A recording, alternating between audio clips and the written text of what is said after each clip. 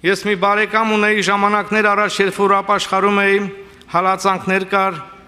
այդ բարեկամս ինձ ասում էր, բալես ասում էր, շատ պետք չի Աստծուն մոտենալ, որտեղ ինքը քեզ կայրի, արևին ասում է, տեսնում ես, արևին էլ ասում է, շատ պետք չի մոտենալ, նա քեզ կայրի, սիրելի հոգի, մարդիկ այդպես կնայեն, որ Աստծուն պետք չի շատ մոտենալ, նա քեզ կայրի, բայց սիրելի հոգի, մենք մոտենում ենք Աստծուն եւ շատ ենք մոտենում, որպեսզի նրա ջերմության հետ նրա հետ մեկանանք եւ նրա հետ մոտենալը եղբայրներ քուրեր ոչ թե մեզ այրում է, այլ նրա սերը